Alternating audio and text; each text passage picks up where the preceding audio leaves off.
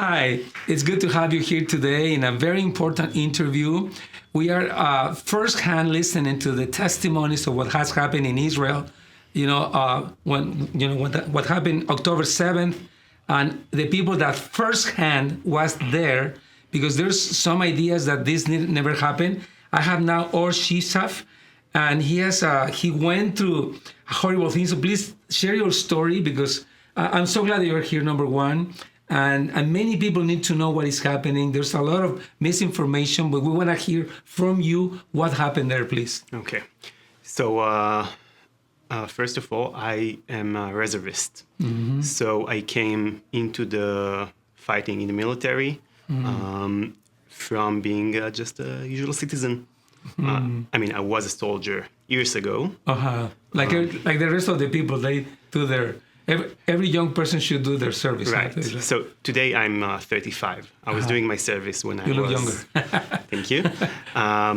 Between the age of 19 and 22. Mm-hmm. So 13 years ago, on October 7th, I was just a usual citizen. Yes.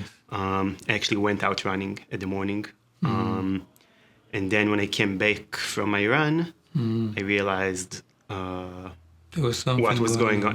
I started realizing what was going on. Yeah. It took days to actually realize how many people were massacred. Of the terrorist attack. How big it was, right?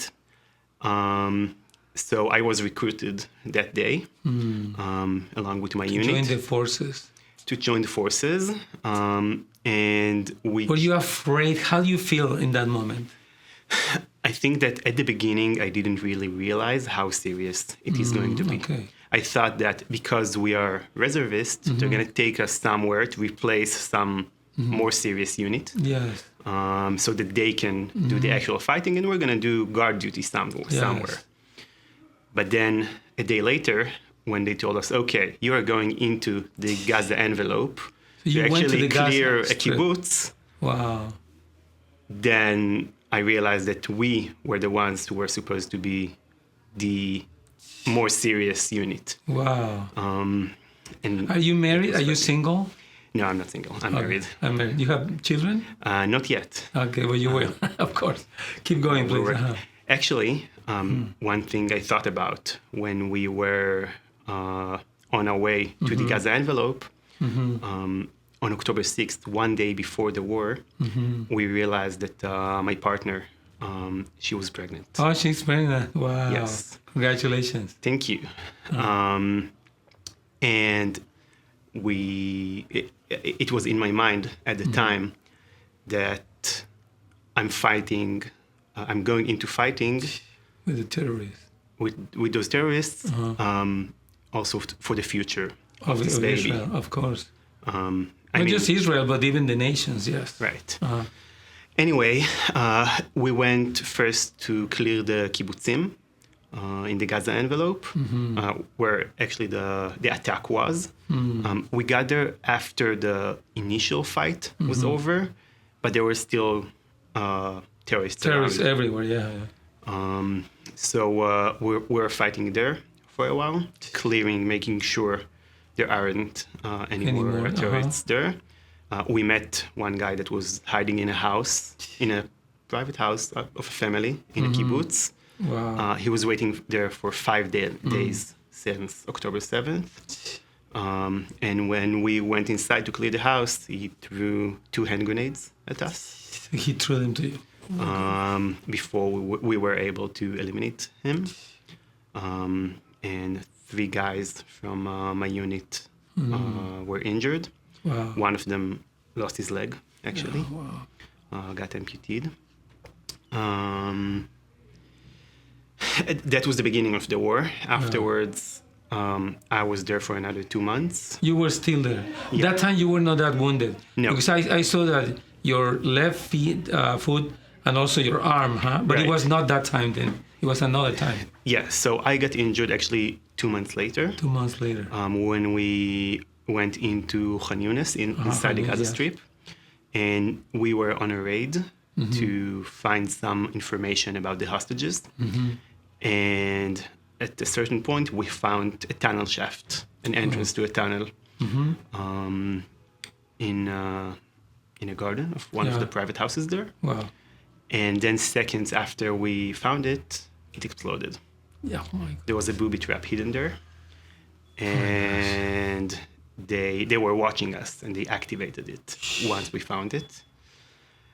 I actually lost 5 friends. 5 friends that time. There. And except of those 5 friends, 4 of us got injured. Me, the commander of the battalion, the commander of the company, and another soldier.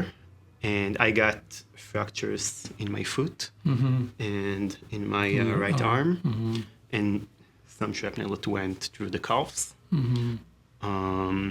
So let me ask you a last question. The time is short, but I want to ask you this.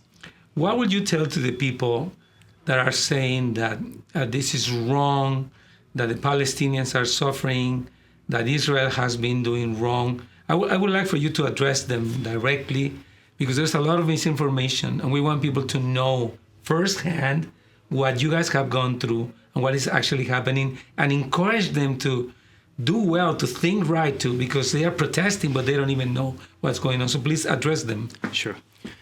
So, first of all, I think it's true. The Palestinians are suffering.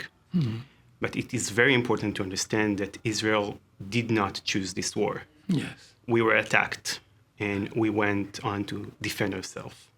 And we are trying to create now a situation in which something like October 7th could never happen again. And it is really hard, all the suffer that's going on, both in the Israeli side and in the Palestinian side. But the organization that's responsible for that is Hamás.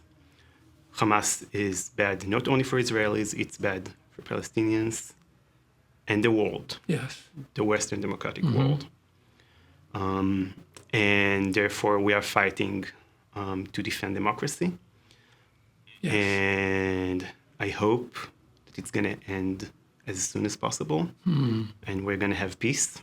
And we're going to have everyone back at home, safe and alive. But meanwhile, we have to protect ourselves and those values. Of course. I want to say something about the organization that brought us here today. Briefly, we're here for Bet Lochem. So after I got injured, I was hospitalized for 2.5 months. 2.5, wow. And it was a while now, right? Almost 6 months ago. But now I continue my recovery. Actually, when you leave the hospital, your recovery, your rehabilitation only begins. Yeah, of course. And it's even harder. Right? The physical therapy, the whole... Exactly. And when you leave the hospital, like you could be just on your own, right? There's no doctor that visits you twice a day and checks what's going on and tell you where to go and what thing you need to do in order to recover. And that's where Bet Lochem comes in. And Bet Lochem is the organization in which, after hospitalization, we as veterans are getting treated. That's great. And it's very important for us. That's very important, And it's important also as like a rehabilitational place where we get treatment, but also in a social way. We meet there with other veterans who have experienced things that are similar to our experiences, which, as you probably imagine, it can be hard sometimes. Of course. And the fact that you can talk to someone that really understands you and know what you've been through, it gives a lot. Of course, it helps you a lot. It lets you be a part of something. Yes. I just want to tell the people this, like, we're going to give the information or debate Haloshem, I think, for people, if you guys want to help this organization that is helping the soldiers, the veterans, it will be great for us to just, join them in this effort to help the wounded, to restore them to their lives, to their families. So I'm just going to encourage you. We're going to have the information here on the screen for you guys to click there and help them, because they are doing such a great job. Thank you so much, Or. We really appreciate your words and your testimony and your effort. You are fighting And we really admire you and we salute you. God bless you so much. Thank you so much. Very good.